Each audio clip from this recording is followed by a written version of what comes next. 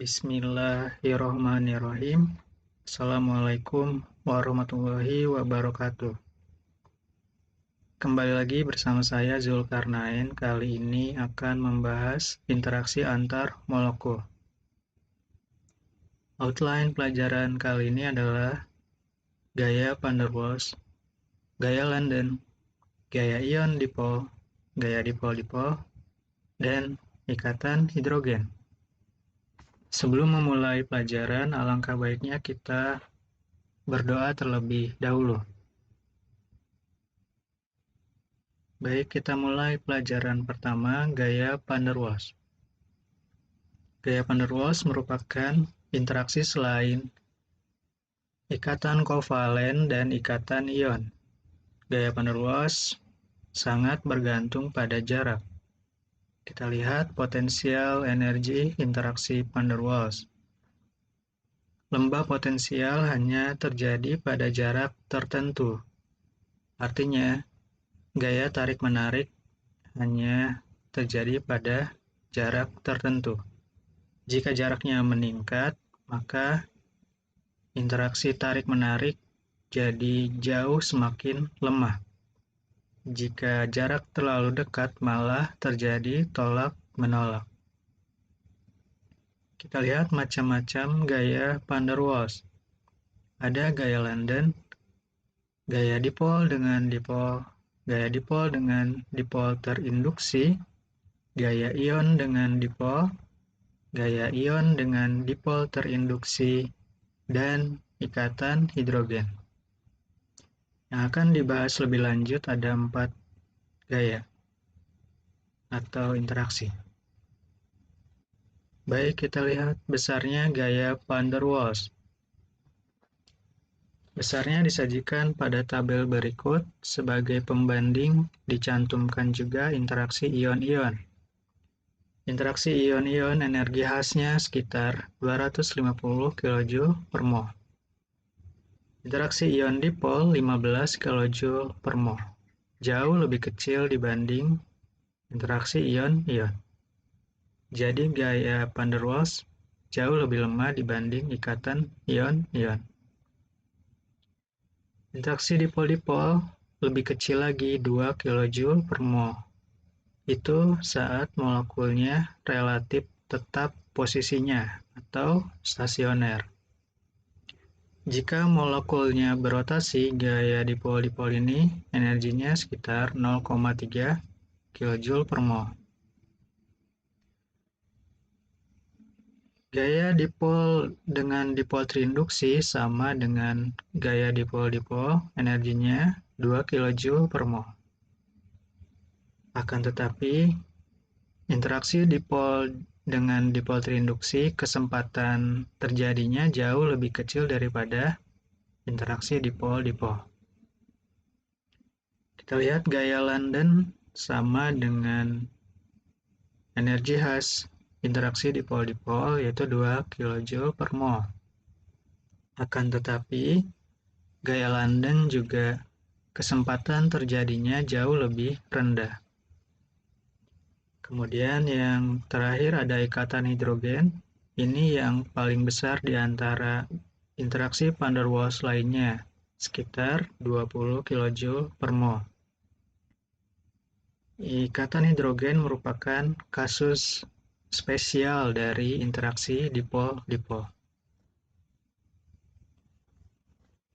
Energi total bergantung pada semua spesies yang terlibat. Jadi, harus mempertimbangkan faktor lain. Yang dicantumkan pada tabel merupakan perkiraan. Baik, kita bahas gaya London. Gaya London merupakan interaksi dipol sesaat dengan dipol terinduksi. Apa itu dipol sesaat dan dipol terinduksi? Nanti kita lihat ilustrasinya. Gaya London disebut juga gaya dispersi. Pada atom atau molekul nonpolar hanya dapat terjadi gaya London. Jadi pada atom atau molekul nonpolar tidak dapat terjadi interaksi van der Waals yang lain. Kita lihat ilustrasinya, misalkan awalnya ada atom-atom atau molekul-molekul yang nonpolar. Awan elektron bergerak-gerak di dalam atom atau molekul, sehingga suatu saat dapat saja terjadi kelebihan awan elektron di suatu daerah dan kekurangan awan elektron di daerah lain, sehingga terbentuk dipol sesaat. Dipol sesaat tersebut dapat menginduksi tetangganya sehingga membentuk dipol juga, yang namanya dipol terinduksi. Setelah dipol sesaat dan dipol terinduksi terbentuk, maka gaya London dapat saja terjadi. Oke, gaya London bergantung pada polarisabilitas zat. Gaya London bergantung pada kebolehpolaran suatu zat. Contoh penerapan gaya London adalah pencairan gas mulia dan LPG. Gas mulia berupa atom. Jadi awalnya diperkirakan tidak terdapat interaksi antar atom gas mulia. Sehingga diperkirakan gas mulia akan berbentuk gas selamanya. Namun, faktanya dapat terjadi gaya London sehingga gas mulia dapat dicairkan. Begitupun dengan LPG. LPG terdiri dari molekul yang nonpolar. Dengan adanya gaya London, gas dapat dicairkan. Oke, kita lihat pengaruh polarisabilitas terhadap gaya London. Kita lihat data pada tabel berikut. Ada senyawa H2O2N2, C4, C2H4, Cl2, C3H8, dan CCl4 sebagai contoh. Polarisabilitasnya disusun dari yang terkecil sampai yang terbesar. Kemudian kita lihat titik didihnya cenderung naik dengan kenaikan polarisabilitas. Polarisabilitas adalah kebolehpolaran. Jadi semakin tinggi polarisabilitas, maka semakin tinggi kemungkinan terbentuknya dipol sesaat. Artinya semakin tinggi polarisabilitas, diperkirakan gaya London-nya semakin tinggi. Polarisabilitas berbanding lurus dengan volume dari atom atau molekulnya. Sebagai contoh, H2 dengan O2, O2 lebih besar dibandingkan H2, polarisabilitasnya lebih besar. Kita bandingkan lagi CH4 dengan C2H4. C2H4 molekulnya lebih besar dibanding CH4 sehingga polarisabilitasnya lebih besar. Bagaimana tadi? Jika polarisabilitas semakin tinggi, maka gaya London-nya diperkirakan semakin tinggi.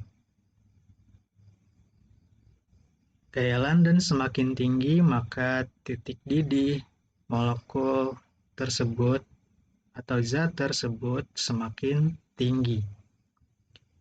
Kita lihat pengecualian oksigen dengan nitrogen. Nitrogen polarisabilitasnya lebih tinggi sedikit dibanding oksigen. Ukuran O2 dan N2 juga tidak jauh berbeda. Akan tetapi MrO2 lebih tinggi dibanding N2 sehingga mempengaruhi titik didihnya. O2 titik didihnya lebih tinggi dibanding N2. Jadi, selain polarisabilitas, kita lihat juga faktor massa molekulnya, karena berkaitan dengan faktor lain seperti gravitasi. Oke, itu dia salah satu pengecualian. Kita lihat pengecualian lain, misalkan Cl2 dengan C3H8. C3H8 lebih besar molekulnya dibanding Cl2 sehingga polarisabilitasnya lebih tinggi. Akan tetapi, MrCl2 cukup jauh lebih berat, jauh lebih besar dibanding C3H8, sehingga titik didihnya lebih besar Cl2 dibandingkan C3H8. Jadi, titik didih Cl2 lebih besar dibanding C3H8. Selain polarisabilitas, kita harus mempertimbangkan Mr molekulnya. Semakin tinggi Mr-nya dan dengan polarisabilitas yang tidak jauh berbeda, titik didihnya semakin tinggi.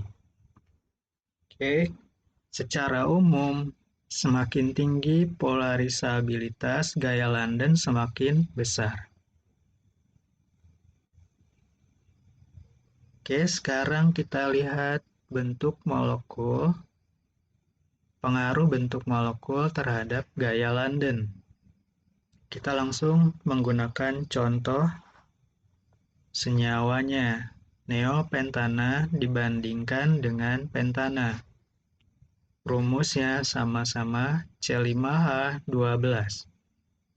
Kan tetapi, titik didih neopentana jauh lebih kecil daripada pentana. Titik didih neopentana 9,5 derajat Celcius, titik didih pentana 36,1 derajat Celcius. Mengapa demikian? Kita lihat struktur keduanya.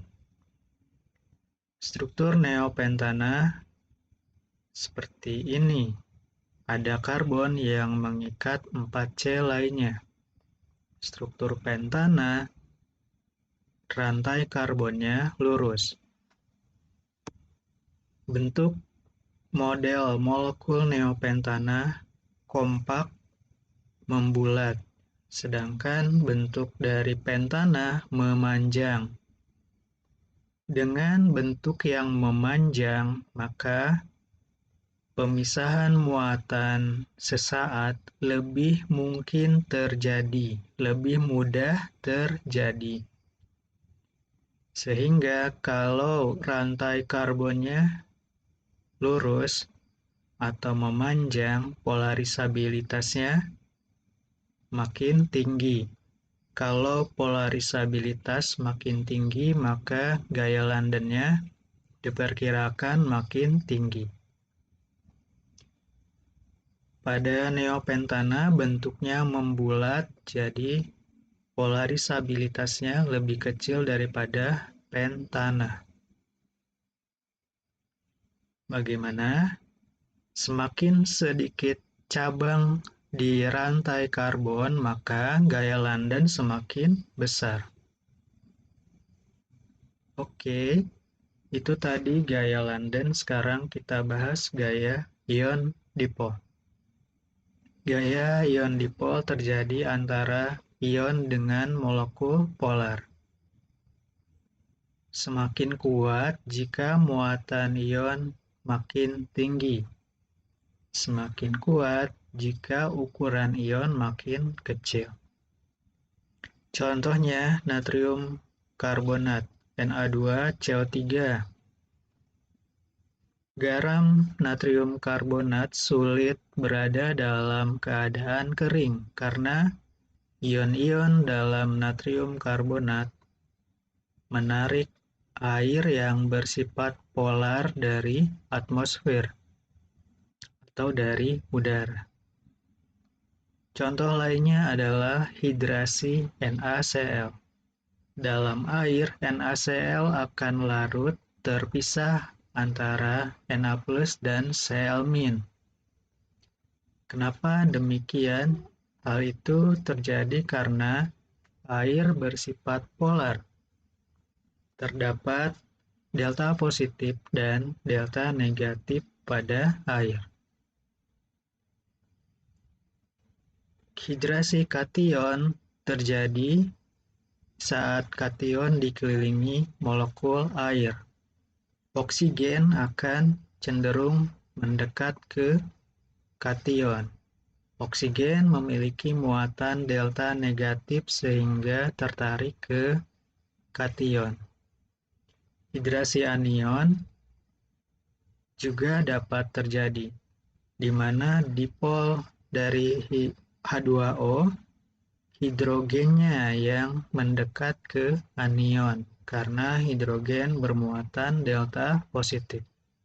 Anionnya bermuatan negatif. Oke, itu gaya ion dipol beserta contohnya. Sekarang kita bahas gaya dipol-dipol. Gaya dipol-dipol terjadi antar molekul yang polar. Gaya ini turun drastis kalau jaraknya meningkat. Kan tetapi pada jarak yang cukup dekat, dipol-dipol ini dapat kooperatif sehingga efeknya signifikan. Sebagai contoh, kita lihat NO yang bersifat polar. Kita bandingkan dengan N2 dan O2 yang bersifat non-polar.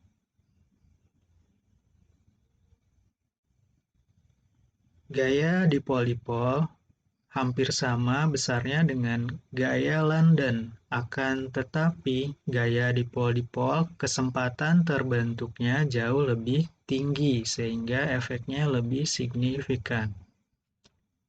Hal itu jika Mr molekulnya tidak terlalu jauh berbeda ya. Bandingkan NO dengan N2. NO polar sedangkan N2 non-polar. Mr-nya tidak jauh berbeda. Maka diperkirakan NO titik didihnya lebih besar dibanding N2. Dan faktanya juga benar, NO titik didihnya lebih besar dibanding N2. Kemudian sekarang kita bandingkan dengan O2 yang Mr-nya lebih besar, namun O2 sifatnya non-polar. Beda Mr-nya tidak terlalu besar, maka diperkirakan NO yang polar titik didihnya lebih tinggi. Dan faktanya NO memang titik didihnya lebih tinggi dibanding O2. Yaitu dia gaya dipol-dipol dapat kita gunakan untuk memperkirakan titik didih.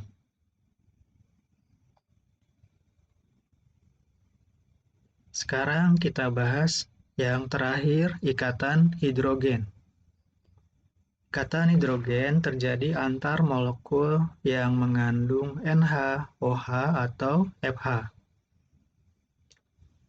Interaksi ini merupakan interaksi dipol-dipol, tapi spesial. Apa spesialnya? Kepolarannya sangat tinggi, karena keelektronegatifan NO dan F sangat tinggi. Ikatan hidrogen karena sangat polar, jadi lebih kuat dibanding gaya van der Waals lainnya. Akan tetapi, ikatan hidrogen hanya terjadi pada jarak tertentu. Dalam ikatan hidrogen terdapat istilah donor ikatan hidrogen, yaitu yang mengandung H-nya, NH, OH, atau FH. Penerimanya atau akseptornya, akseptor ikatan hidrogen, N, O, atau F. kombinasinya antara donor dan penerima, maka ada 9 kombinasi yang memungkinkan. Oke, kita lihat contoh-contoh ikatan hidrogen. Kita lihat pengaruh ikatan hidrogen pada kecenderungan titik didih senyawa hidrida. Kita lihat rangkumannya pada grafik berikut. Tiap grafik dirangkum berdasarkan golongannya. Senyawanya senyawa hidrida semua. Oke. Kita lihat golongan 14, golongan karbon, CH4, SiH4, GeH4, SnH4. Pada golongan 14 tidak ada senyawa yang dapat membentuk ikatan hidrogen. Tren dari titik didihnya naik. Kita lihat golongan 15, golongan nitrogen, NH3, PH3, ASH3, dan SbH3. Trennya dari periode 3 sampai periode 5 naik, sama seperti golongan 14. Akan tetapi NH3 tinggi sendiri titik didihnya karena dalam NH3 terdapat ikatan hidrogen. Begitupun pada golongan 16, golongan oksigen, dan golongan 17, golongan halogen. H2O titik didihnya lebih tinggi dibandingkan teman-temannya yang satu golongan karena pada H2O terdapat ikatan hidrogen.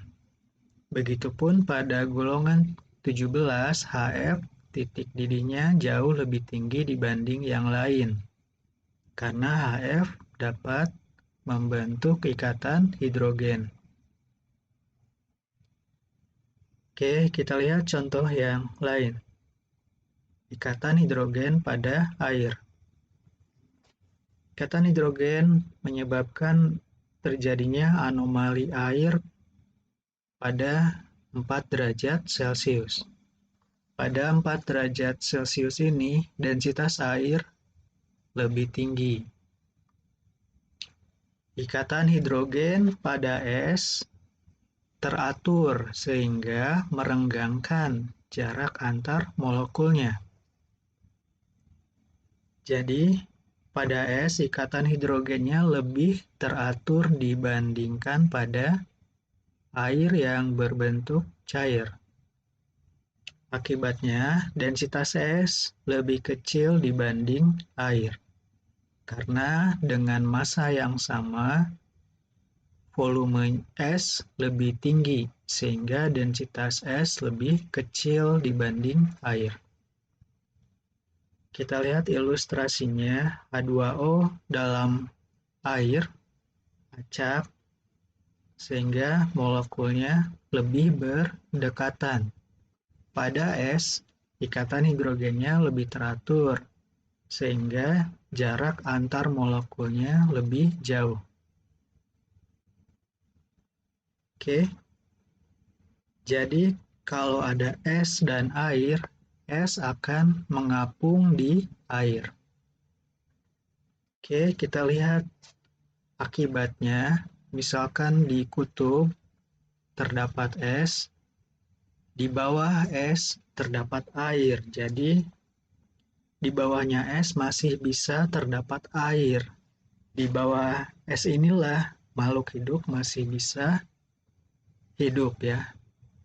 Seperti ikan misalnya masih dapat hidup di kutub es. Oke, kita lihat contoh lainnya.